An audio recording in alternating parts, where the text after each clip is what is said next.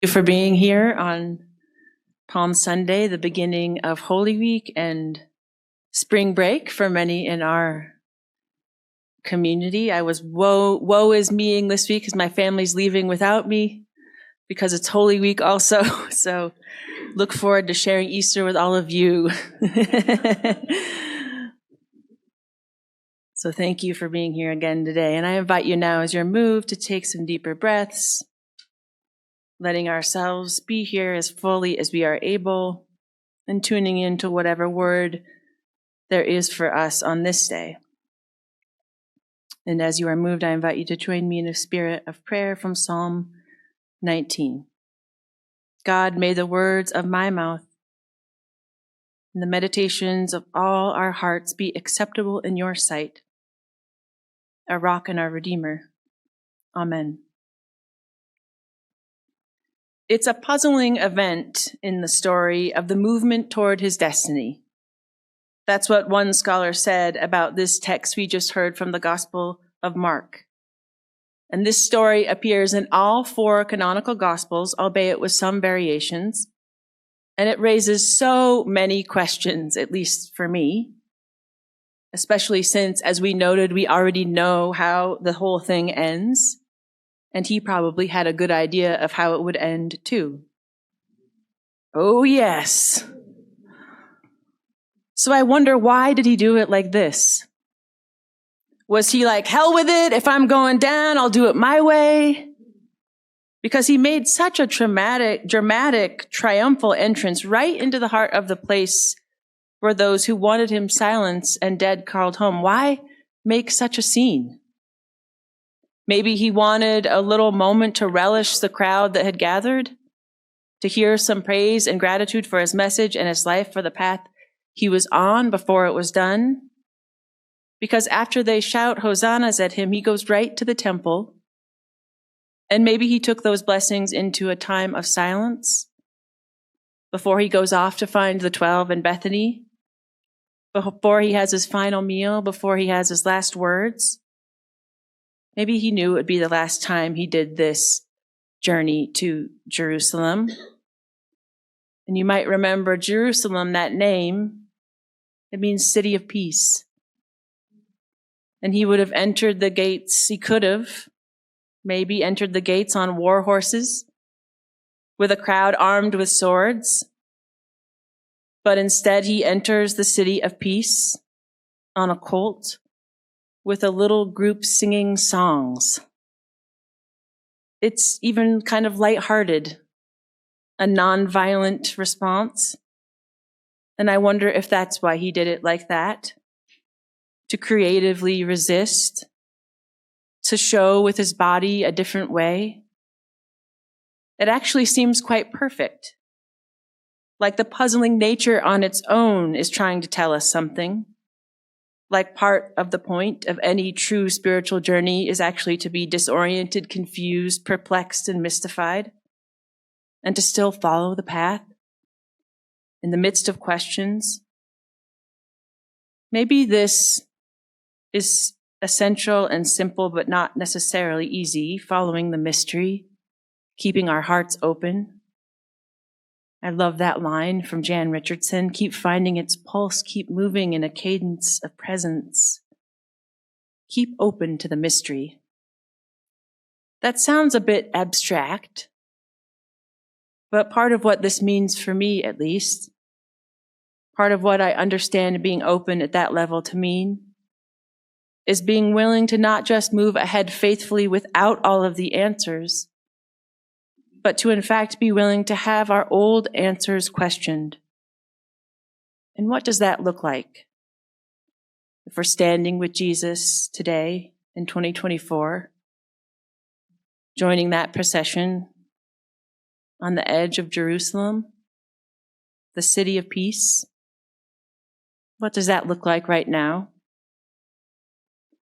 When I look, it feels more like we humans are acting out of old answers, busting down the gates on war horses with a crowd armed with swords, taking trauma and making more trauma instead of trying to transform it.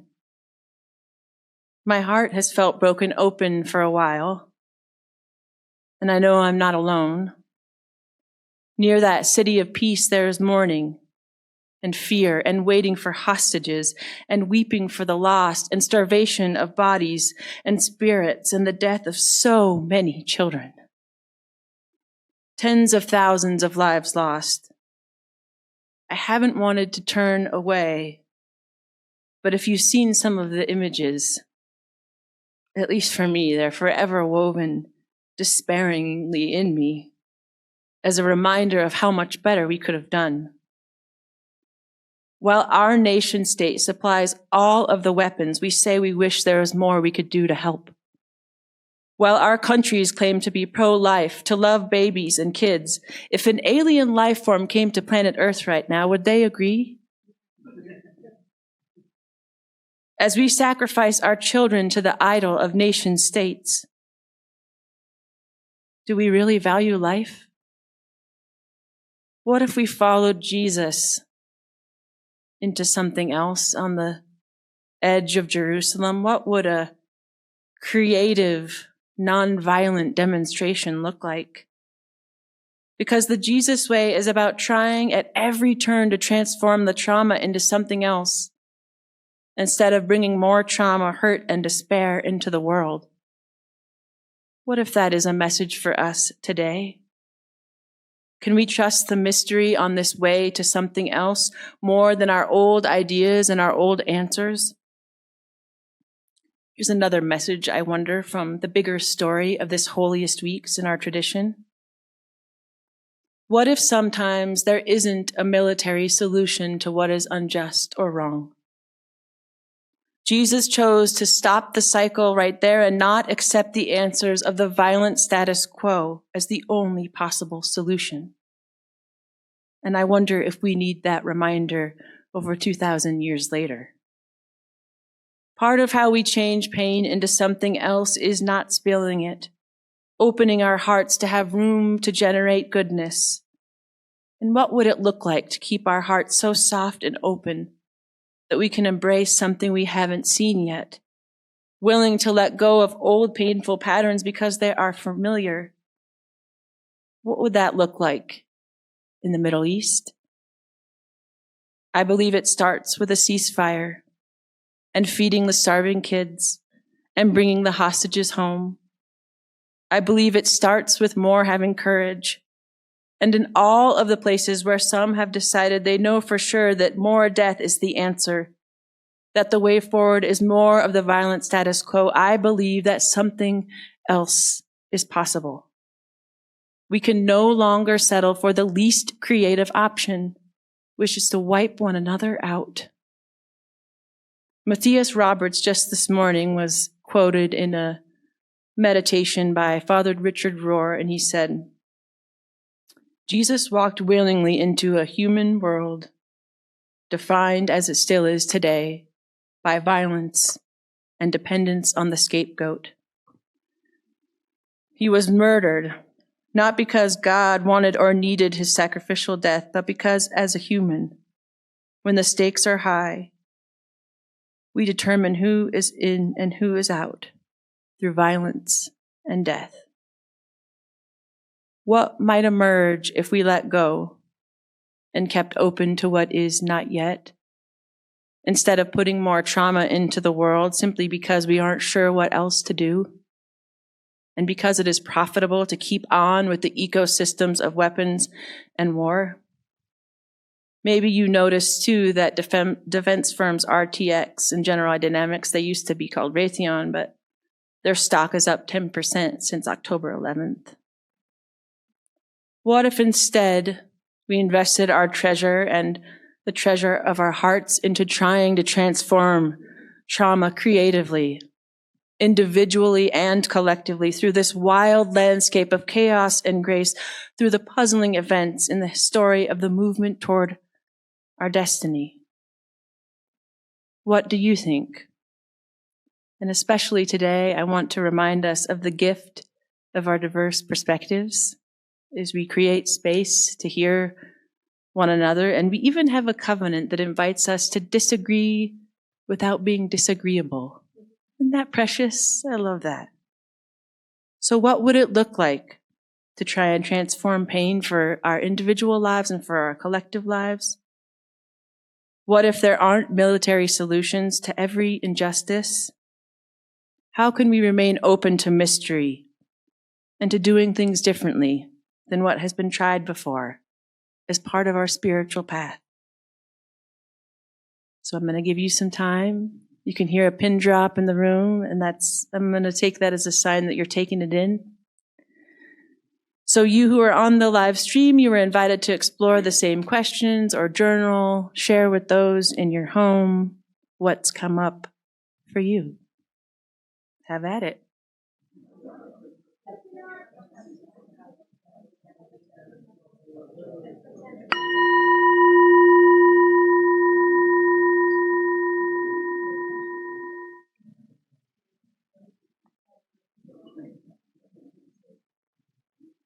As we were planning the vigil, our Jewish colleagues shared with us that they would not be able to participate unless we had hired a law enforcement there.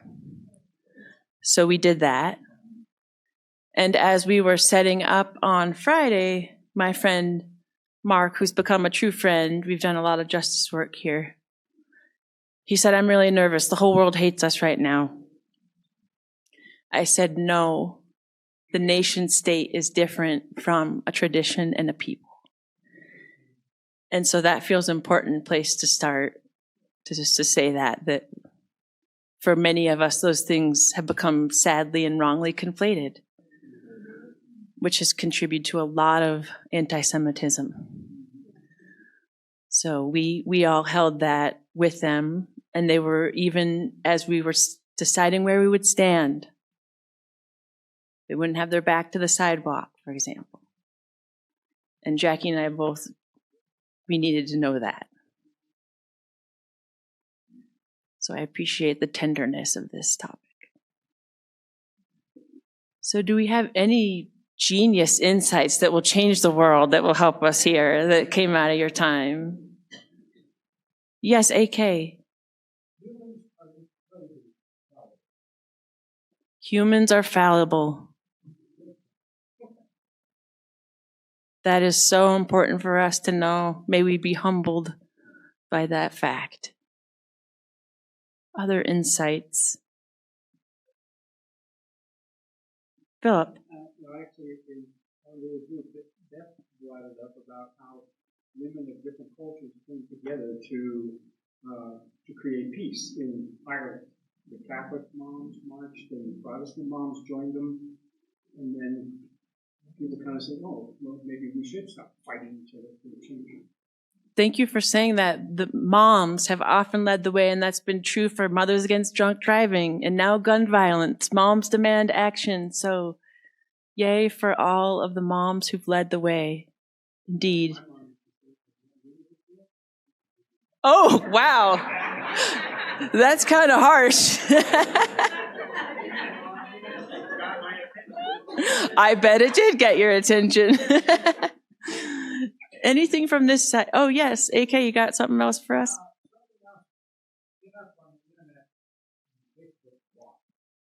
And there's periodically, in fact, almost every day, there's something about Native Americans. Mm-hmm. In nearly every instance, it was the white who ran the family and the tribe. I think we should return to the native instincts. Well, part of what we're in this season, we are reintegrating some of the feminine principles that were lost. And that's part of the journey we're on together. So part of that is we're not entirely sure what that looks like because some of that's been covered. But what a gift to be alive for the uncovering of that. What about this side? This is where most of the people are. It's very curious. Dan. It wasn't until the end of our discussion that I looked up at the screen, and I've forgotten what the first two lines were, but the last line was, "instead of causing more pain in the world."